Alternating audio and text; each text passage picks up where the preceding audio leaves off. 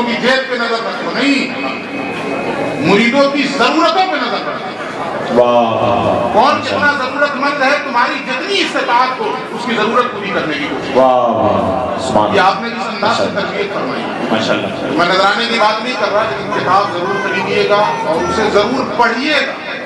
اس لیے نہیں خریدیے گا کہ کوئی خانقاہ پہ احسان کر دیجیے گا، احسان اس وقت ہوگا جب آپ اسے پڑھیں گے اور پڑھنے کے بعد اپنی عملی زندگی میں تبدیل۔ تو یہ دو بات کہاں سے چلی تھی اور ذرا سا لمبی ہو گئی۔ یہ دو کتابیں جس کا آج رسم اجرا ہوا، اور ایک کتاب انہوں نے اور بھیجی جس کا نام ہے آئین مشائخ، جس میں آپ نے حضرت مولانا قاضی شاہ ارشد القادری صاحب قبلہ نے اپنے خانوادے کے مشائخ کا تذکرہ کیا، جس قدر میسر ہو سکا۔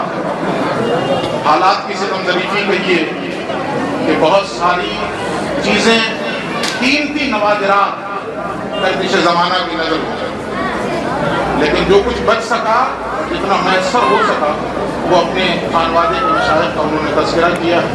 اس کتاب کو میں جب تھوڑا پڑھنے لگا تو مجھے سب سے پہلے جو غزل نظر آئی وہ حضور خیر الاسقیاء۔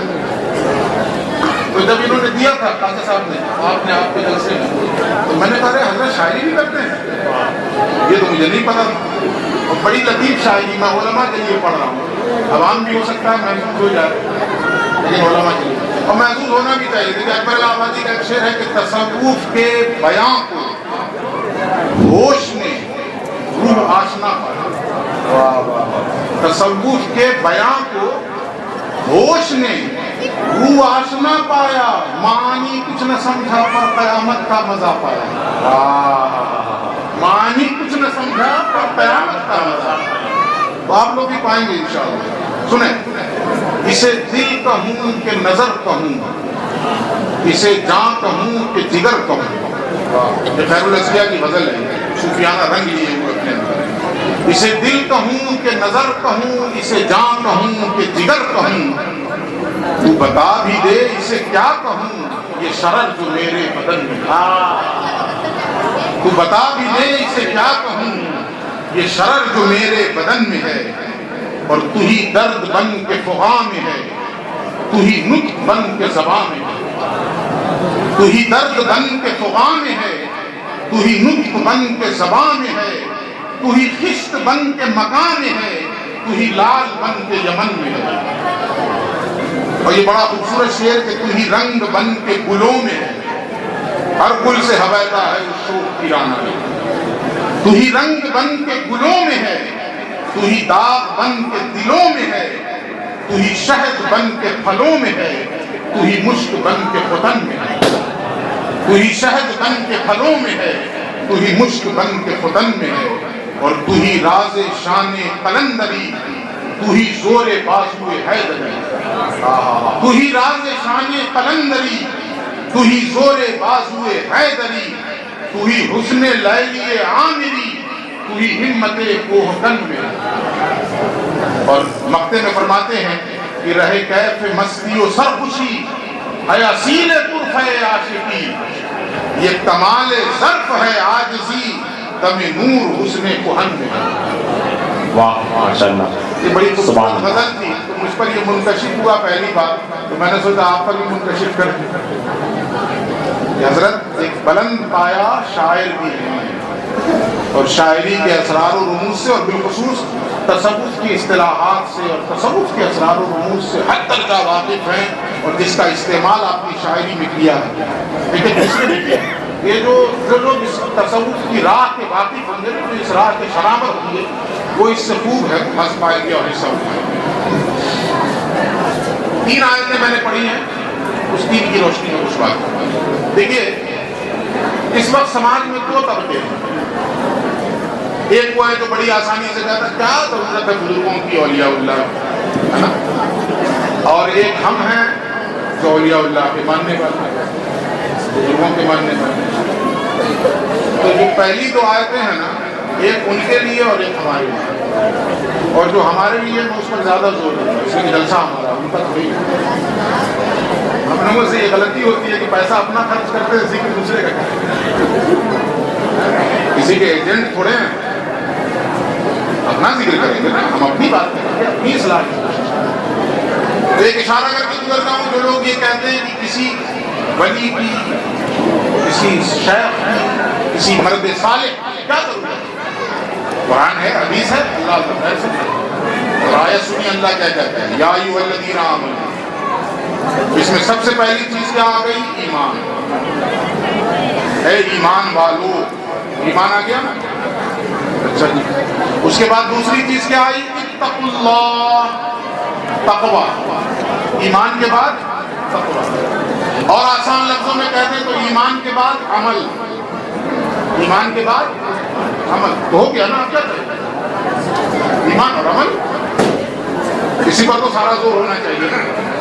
اسی کو بیس بنا کے کچھ لوگ کہتے ہیں کہ ایمان اور عمل پیدا کر لو، باقی کسی کی ضرورت کیا ہے؟ کسی صوفی کی، کسی صالح کی، کسی شیخ کی، کسی پیر کی، کسی ولی کی حاجت ہی کیا ہے؟ ایمان ہو گیا، عمل ہو گیا، سوال نہیں، آیت مکمل نہیں ہوئی ہے۔ آگے اللہ فرماتا وَكُونُوا مَعَ الصَّادِقِينَ، ایمان اور عمل کے بعد بھی ایک چیز بچی ہوئی ہے، اور وہ چیز یہ ہے کہ ایمان اور عمل کے بعد صادقین کی صحبت میں رہا کرو، صادقین کی صحبت اختیار کرو، صادقین کی معیت اختیار کرو، صادقین کی نسبت حاصل کرو۔ کیوں؟ دیکھیے میں بھی کہتا ہوں کہ اصل چیز ایمان اور عمل ہی ہے، اصل چیز ایمان اور عمل ہی ہے، لیکن کب؟ جب ایمان ساتھ چلا جائے تب، ہے یا نہیں ہے؟ نماز جنازہ کی دعا یاد ہے؟ تک تک دیدم دم نہ کشیدم، کہیے سبحان اللہ، اور کہ سبحان اللہ کہ وہ پھٹ جائے، نعرہ لگانے کے بعد بلڈنگ گرا، مالک نعرے نہیں ہے تو ہم لوگ برباد ہیں۔ نماز جنازہ کی دعا کیا ہے ذرا سنیے، اللہم اغفر لحینا ومیتنا وشاہدنا وغائبنا وصغیرنا وکبیرنا وذکرنا وانثانا۔ پہلا حصہ کیا مطلب ہے؟ اے اللہ ہم میں جو زندہ ہیں انہیں بخش، یعنی دعا ہم کہہ رہے ہیں کہ بخشوانے جا رہے ہیں، پہلے اپنے آپ کو بخشواؤ نا تب دوسرے کو بخشواؤ۔ نماز جنازہ کی دعا پہ ذرا غور کیجیے اور اس کی ترتیب پہ، جی ہاں، اس چکر میں نہ رہ کیجیے کہ ہم دوسروں کو بخشوا دیں گے، پہلے اپنے آپ کو بخشواؤ تب دوسروں کو بخشوا پاؤ۔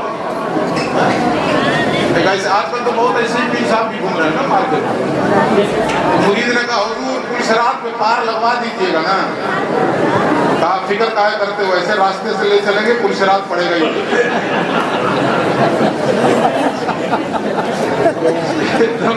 پریشان، ایسے بھی خوب گھوم رہے ہیں مارکیٹ، ایسے راستے سے لے چلیں گے پلسرات پڑے گا ہی۔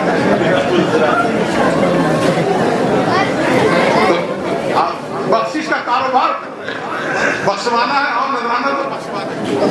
نماز جنازہ کی دعا پہ غور کیجیے، اللہم اغفر لحینا،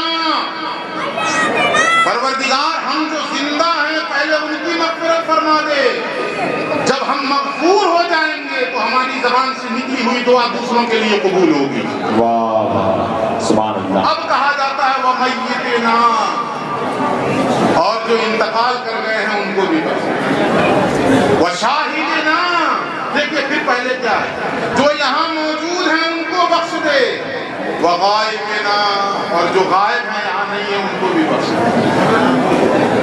وصغیرنا، جو اللہم من احییتہ منا فاحیہ علی الاسلام، اے اللہ ہم میں سے جس کسی کو زندہ رکھ اسلام پہ زندہ رکھ، وَمَن تَوَفَّيْتَهُ مِنَّا فَتَوَفَّهُ عَلَى الْإِيمَانِ، اور ہم میں سے جس کسی کو موت دے اسے ایمان پہ دے۔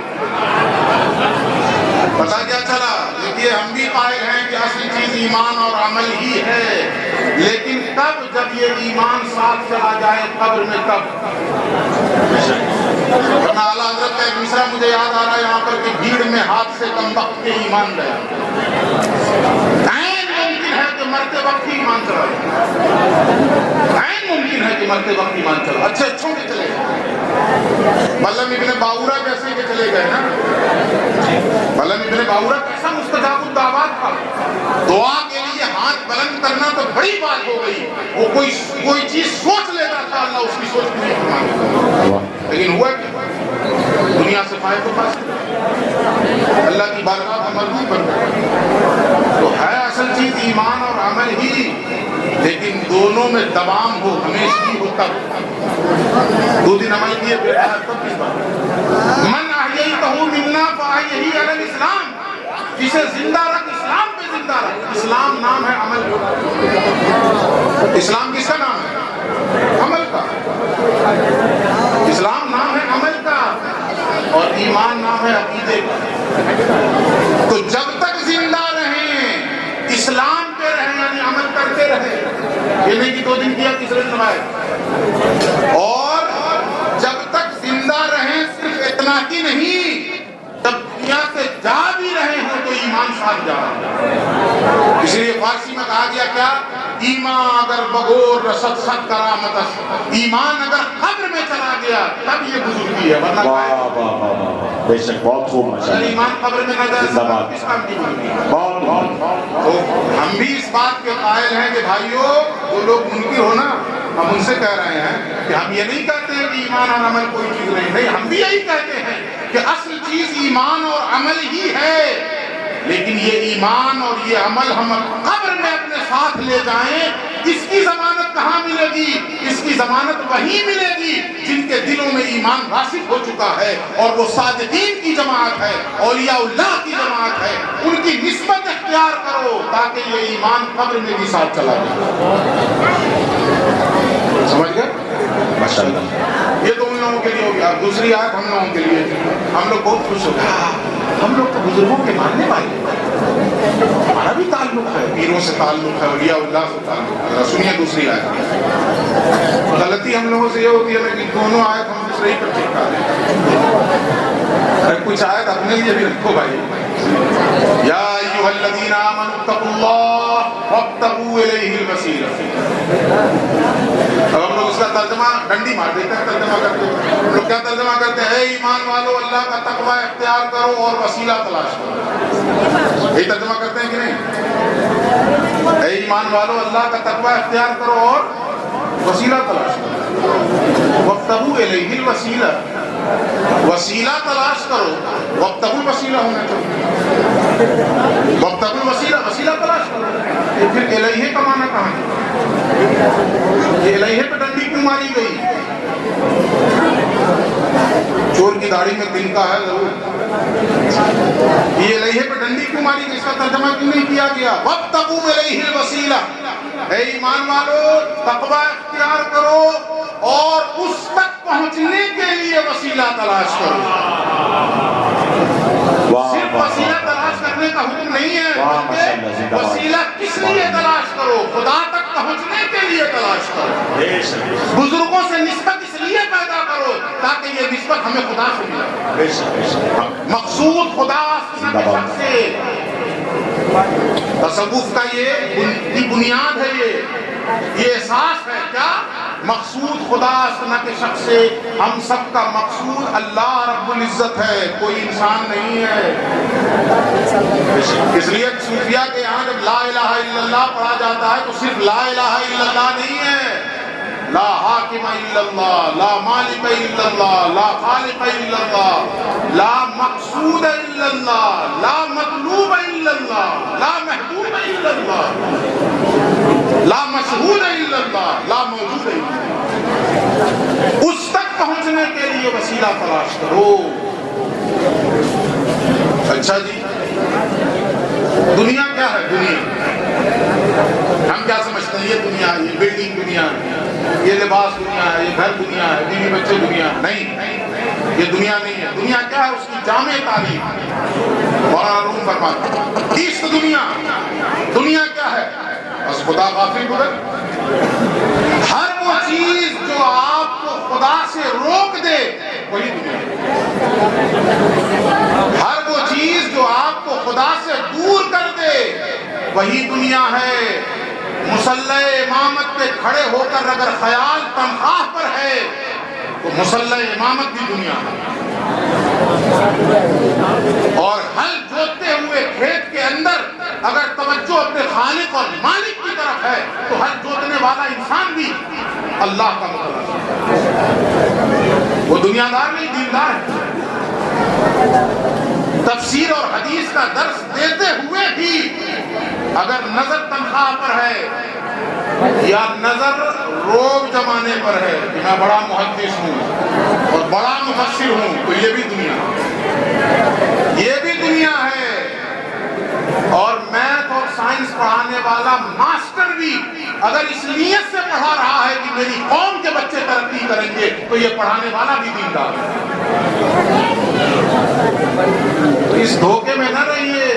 جو چیز دین دکھ رہی ہے وہی دین ہے اور جو چیز دنیا دکھ رہی ہے وہ دنیا نہیں. سب نیتوں کا کھیل ہے. اگر آپ نے نسبت تو قائم کی بزرگوں سے، اولیاء اللہ سے، لیکن اس نسبت کے قائم کرنے کا مقصد اللہ نہیں کچھ اور ہے. آپ نے وسیلہ پکڑا ہی، آپ نے وسیلہ پکڑا نا. اور میں بہت تلخ جملہ بول دوں گا، پھر اس میں اور بت میں کیا فرق ہے مجھے بتائیے. ایک انسان بت کے سامنے سر جھکا رہا ہے اور ایک انسان کسی کی نسبت اختیار کر لیا اور اسی تک رکا ہوا ہے، بس اللہ تک نہیں پہنچا، اسی تک رکا ہوا ہے، خدا تک وہ نہیں پہنچ سکا. اس میں اور بت میں کیا فرق ہے؟ بت بھی اپنی ذات تک روکے ہوئے، وہ بھی اپنی ذات تک روکے ہوئے. یہ نسبت الیہ ہونا چاہیے اللہ تک پہنچنے کے. آج عالمیہ یہ ہے عوام کا. تراب علی شاہ قلندر کا ایک بڑا دردناک شعر ہے، بڑے اللہ والے تھے تراب علی شاہ قلندر. ان کا ایک شعر ہے راز حق نہ پوچھا ایک نے، افسوس افسوس ایک نے بھی راز حق نہیں معلوم کیا، اس کا پتہ نہیں پوچھا. ایک جہاں کو پاس میں آیا گیا، اللہ والے صاحب سجادہ اپنی خانقاہ کی مسند پہ صبح سے شام تک بیٹھے ہوئے اور آنے والوں کی بھیڑ ہے. صبح سے شام تک نہ جانے کتنے لوگ آئے، سینکڑوں لوگ آئے. آنے والوں کی بھیڑ میں ایک بھی ایسا نہیں تھا جس نے آ کے یہ کہا ہو کہ حضور وہ نظر ڈال دیجئے کہ بے نمازی کی فطرت سے باز آ جاؤں اور نمازی بن جاؤں، جھوٹ بولنے کی جو لت لگی ہوئی ہے اس سے نکل جاؤں اور صداقت کا لبادہ ہو رہا. جو آیا حضور تعویذ دے دیجئے نا، بچہ نہیں ہوا، مرغی انڈا نہیں دے رہی ہے، بکری دودھ نہیں دے رہی ہے، گھٹنے میں درد ہو رہا ہے. یہی ہو رہا ہے کہ نہیں ہو رہا ہے؟ بیٹے کے کاروبار میں برکت نہیں ہو رہی ہے، مکان نہیں بن رہا. کیا مانگی جا رہی ہے، اللہ یا دنیا؟ صبح سے شام تک کیا مانگ رہے ہیں؟ یہاں سے چلے گئے لمبا سفر کر کے اجمیر معلیٰ اور خواجہ صاحب کی چوکھٹ پہ جا کے مانگا کیا؟ اچھا ایک چیز مجھے بتائیے، یہ علماء ہیں، یہ مشائخ ہیں، انہوں نے علم سیکھا ہے نا، دین کا علم سیکھا ہے. آپ ان کے پاس آئیے اور کہیے حضرت میں آپ کا بہت بڑا عقیدت مند ہوں، میں گھر بنا رہا ہوں، ایک نقشہ بنا دیجیے میرے گھر، میں آپ سے بڑی عقیدت رکھتا ہوں. یہ کیا کہیں گے؟ بے وقوف، نقشہ بنانا ہے تو جا کسی آرکیٹیکٹ کے پاس، میرے پاس کیوں آئے؟ دین کا علم حاصل کرنا ہے تو میرے پاس آؤ، دین کو سمجھنا ہے تو میرے پاس آؤ. یہ مثال سمجھ گئے نا؟ اب ذرا بتائیے ہمارے جو بزرگان دین جو پردہ فرما گئے وہ یا جو ابھی حیات میں ہیں وہ، انہوں نے اپنے پاس دنیا رکھی ہے یا دین؟ دنیا دار ہے کہ دین دار ہے؟ لپیٹ سپیٹ کے دنیا رکھے ہوئے ہیں کہ دین رکھے ہوئے ہیں؟ رکھے ہوئے دین ہیں، جا کے مانتے ہیں دنیا. یہ تو ایسے ہی ہو گیا جیسے کسی عالم سے آپ گھر کا نقشہ بنوائیں. وہ تو دین کا خزانہ لیے بیٹھے ہیں، اللہ کی محبت کا خزانہ لیے بیٹھے ہیں، رسول اللہ کے عشق کا خزانہ لیے بیٹھے ہیں. ان کے پاس آؤ تو اللہ کی محبت مانگو، حضور کی محبت مانگو، دنیا نہ مانگو. ہاں جس دن اللہ کی محبت مل جائے گی، رسول اللہ کا عشق مل جائے گا، سمجھو سب کچھ مل جائے گا. من لہ المولا فلہ الکل، جس کا اللہ ہو گیا پھر اس کا سب کچھ ہے، پھر ساری کائنات اس کی.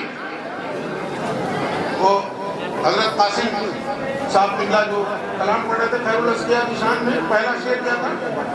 عاشق سرکار ہیں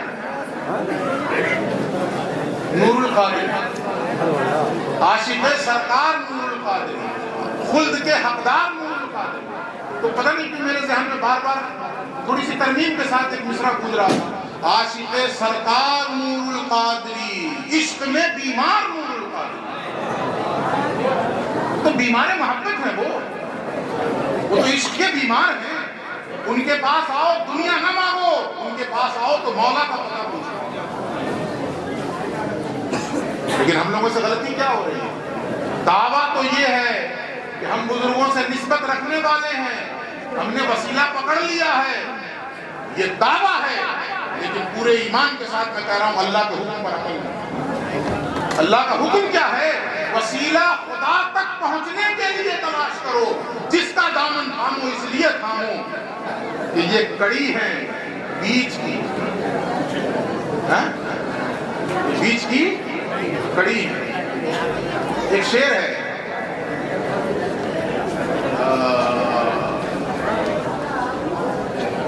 ادھر اللہ سے واصل ادھر مخلوق میں شامل، ادھر اللہ سے واصل ادھر مخلوق میں شامل، خواص اس برزخ کبریٰ کو ہے حرف مشدد. حرف مشدد کی خاصیت کیا ہوتی ہے؟ حرف مشدد سمجھتے ہیں بھئی؟ زبر زیر پیش جو ہوتا ہے نا، اسی طریقے سے ایک چیز ہوتی ہے تشدید، جو ایسے بنا ہوتا ہے ترشول کی طرح ایسے بنا ہوتا ہے، وہ تشدید کہلاتی ہے نا. تو جس حرف پہ وہ آئے نا تشدید، جس حرف پہ تشدید آ جائے تو وہ تشدید کیا کام کرتا ہے؟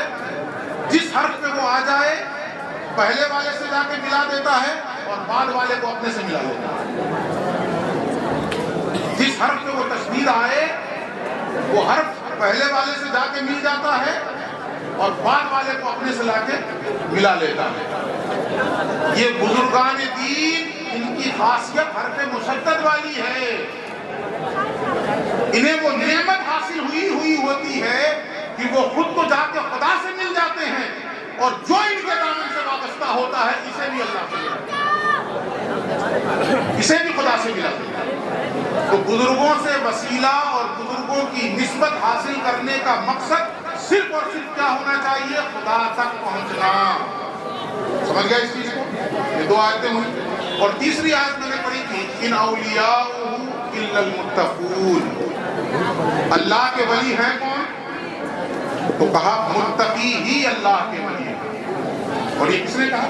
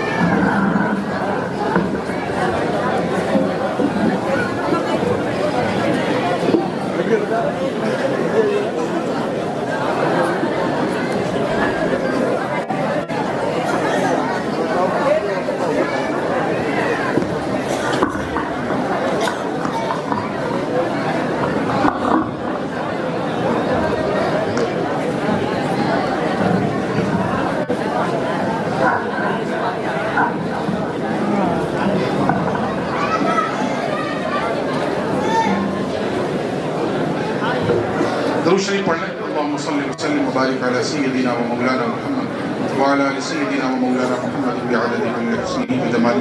حضور خیر الاسقیاء کی تشریف آوری ہو چکی ہے. ہم دعا گو ہیں کہ اللہ رب العزت آپ کی صحت میں عمر میں بے پناہ برکتیں پیدا فرمائے اور آپ کا سایہ ہم سبوں پر اور بالخصوص وابستگان پہ اللہ رب العزت دراز فرمائے۔ ہم تو اس لیے بھی آرزو مند رہتے ہیں کہ سال میں ایک سفر ہمارے علاقے میں ہو جاتا ہے، ہمارے علاقے کے لوگ حقیقی بزرگوں کے وارث سے ملاقات کر لیتے ہیں، ورنہ دکانداری خوب ہے، ہم خوب جانتے ہیں، اتنی دکانداری ہے کہ پوچھیے گا۔ جو حقیقی بزرگان دین ہیں ان میں سے کسی ایک سے ملاقات کر لیتے ہیں میرے علاقے میں۔ تو میں بتا رہا تھا کہ صادقین کا ذکر چلا، اور اللہ کے ولی ہیں کون؟ متقین۔ صادقین اور متقین یہ دو لفظ آئے، دعویٰ تو سب کے پاس ہے۔ یہ قرآن نے کہا صادقین اور متقین، یہ دراصل اللہ کے دوست ہیں۔ اب ایک سوال یہ پیدا ہوا کہ صادقین کون ہے اور متقین کون ہے؟ اتنا تو ہم نے سمجھ لیا کہ اللہ کا ولی کون ہے؟ جو صادق ہو اور جو متقین ہو۔ صادق کون ہے؟ متقین کون ہے؟ ایک ہی مقام پہ قرآن حکیم نے دونوں کی ڈیفینیشن بیان کی، ایک ہی جگہ پہ دونوں کی ڈیفینیشن۔ میں پوری تفصیل میں نہیں جاؤں گا، وقت ہو چکا ہے، سمیٹ دے رہا ہوں 2-3 منٹ۔ اللہ فرماتا ہے جو اللہ پر ایمان لائے، آخرت کے دن پر ایمان لائے، فرشتوں پر ایمان لائے، نبیوں پر ایمان لائے، کتابوں پر ایمان لائے، یہ پہلا حصہ ہے اس کی ڈیفینیشن ہے۔ اللہ پر ایمان، آخرت پر ایمان، نبیوں پر ایمان، فرشتوں پر ایمان، کتابوں پر ایمان، یہ ہو گیا۔ اچھا، ایمان کے بعد اب نمبر آیا عمل کا۔ ایمان کے بعد نمبر آیا عمل، لیکن عمل میں پہلے کس کا ہے؟ عمل تو بہت ہے نا، عمل تو بے شمار ہے۔ عمل میں کس کا نمبر پہلے آیا؟ تو اللہ کہتا ہے وَآتَ الْمَالِ، جو مال خرچ کرے۔ عمل میں سب سے پہلا نمبر کس کا ہے؟ مال خرچ کرنے کا۔ اس لیے بڑے بڑے تحقیق گزار کو دیکھا جاتا ہے اول درجے کے بخیل ہوتے ہیں، بڑے تحقیق گزار ہیں اول درجے کے بخیل ہیں۔ سب سے پہلی چیز مال خرچ کرنا، اس کے بعد تفصیل آئی ہے کن لوگوں پہ خرچ کرنا، رشتہ داروں پہ، یتیموں پہ، مسکینوں پہ، مسافروں پہ، مانگنے والوں پہ وغیرہ وغیرہ، اتنی تفصیل نہیں ہے۔ سب سے پہلی چیز مال خرچ کرنا۔ اس کے بعد نمبر آیا نماز قائم رکھنا، اس کے بعد آیا زکوٰۃ دینا، اس کے بعد پھر کیا آیا؟ وعدے کو پورا کرنا، وعدے کو پورا کرنا۔ آج کل کیا ہوتا ہے؟ وعدہ کیے خلاف کرنا، ادھر سے بھی تاریخ، ادھر سے بھی تاریخ، ادھر 2-4 ہزار ملانا پڑ گیا، ادھر والے کو لات مار دی، ایک درجن بہانہ بنا دیا، دودھ کی کھیتی چل رہی ہے۔ ابھی جانتے ہیں نیا کانڈ، ایک صاحب کبھی بیمار ہوئے ہوں گے، پانی چڑھا تھا،